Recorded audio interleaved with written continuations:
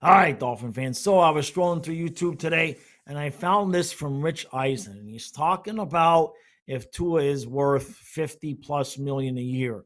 And the more that I watched, the more I said, what? Yeah, I love listening to Rich Eisen. And I almost always agree with what he has to say as my hat gets all crooked. But I'm going to play a couple of clips here for you and we'll talk about it. Not so sure I agree with Rich on this, and I don't think I like what he has to say.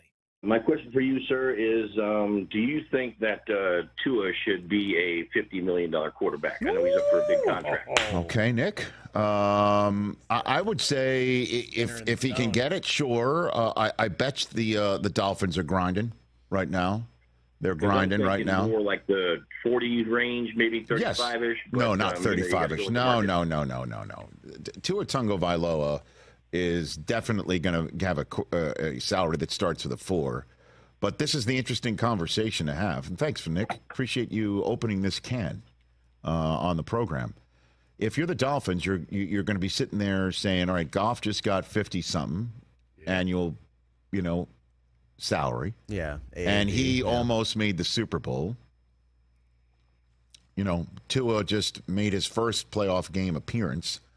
Its second playoff season. He was injured for the previous one. Mm-hmm. Okay. And the other $50 million quarterbacks, there's a guy who's made the Super Bowl in Burrow, who's made the Super Bowl in Hurts, who's won 2 MVPs for Lamar Jackson, and then here's Tua's pushback. I was drafted in front of the guy who just got $52.5 million. Yeah. You look at the rest of the quarterbacks who are in the 40 million APY club. One of them you just throw out. Like if you're the agent for Tua, it's just like, we're not talking about Mahomes. Right. Okay? That is what we call an anomaly. Yeah. All right. That doesn't count. But is Tua better than Kirk Cousins? And he's in the same category as far as I'm concerned as Kyler Murray. Josh I know he didn't win a Heisman Trophy, Tua, but he could have if he didn't hurt his hip. Right. And Heisman trophies don't mean jack right now. But we all agree Josh Allen's better than Tua. I would agree with that. Is Deshaun Watson better than Tua? Well, he's playing under the 5th-year option, right? Yeah, but you don't play under the 5th-year option and not. I mean, when you're somebody like Tua, who is, I think, proven his worth in this offense and has shown he can. You don't think he's proven his worth within this offense, Chris? 100%. In the offense, but if you're Miami, do you want to see him play out this year? No, you don't. And have another really successful year. No. Franchise, and then you can work on an extension after that. No. Do you want to see a 5th year prove it? No. I think he's already proven it. Interesting. And if I'm him, I'm already saying that as well. All right, so the first thing is you look at this list of quarterbacks with the highest average contracts. Burrow, Goff, Herbert.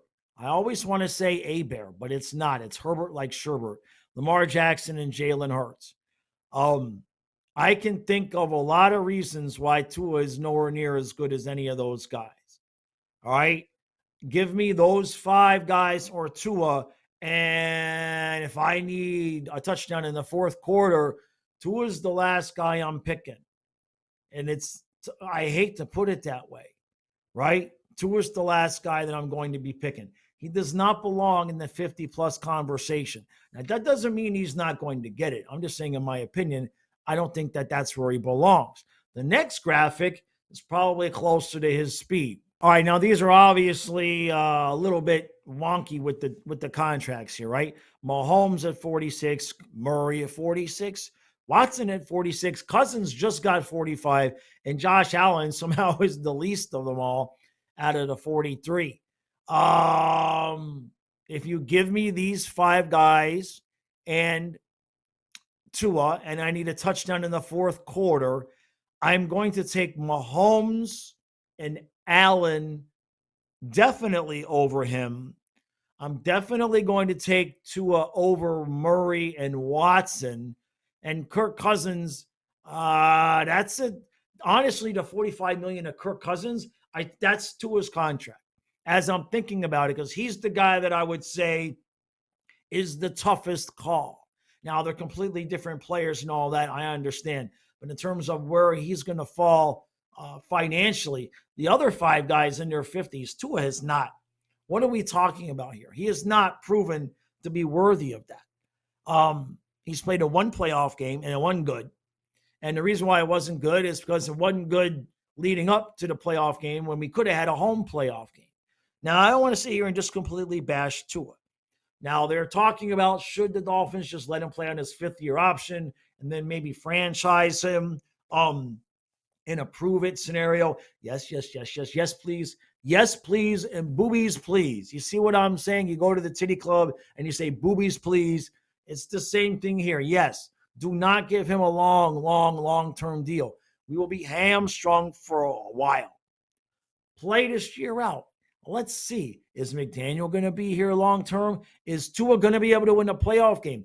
I don't want to pay him Kirk Cousins money if we go, 10-7 or whatever again. And then, we go to Cleveland and we get beaten out by Deshaun Watson or Joe Flacco in the playoffs. I don't want to attach the entire next, whatever it is, 7, 8, 10 years to Tua. If he can't win a playoff game, make him prove it. I don't understand Rich's points here. Now, Rich might be talking a little bit more about what he thinks is going to happen versus what should happen. Should is, honestly, I would wait. Let him play the full year. He's played 1 season where he was healthy. That's not a big number. He's played 1 season where he was fully healthy, and it led to an instantaneous early first-round playoff exit after a December collapse. And let's be honest, we could have a December collapse around here with just about any quarterback in the NFL. We've been doing it long enough. How many years in a row, or at least most of the years in a row? You see what I'm saying? Why are you going to pay a guy $50 million if the end result is the same as when you had Tannehill?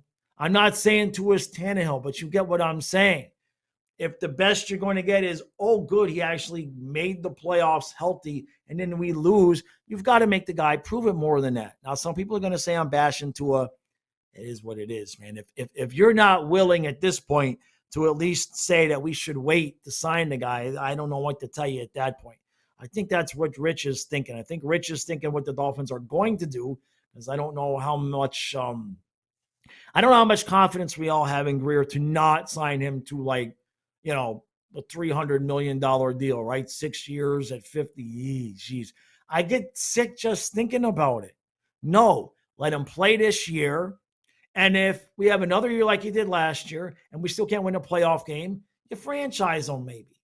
But do not give this guy a long-term deal until we have at least proven you can beat Kansas City, Buffalo, Baltimore,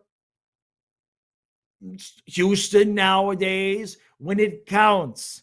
Not in October, not in November, beginning of November.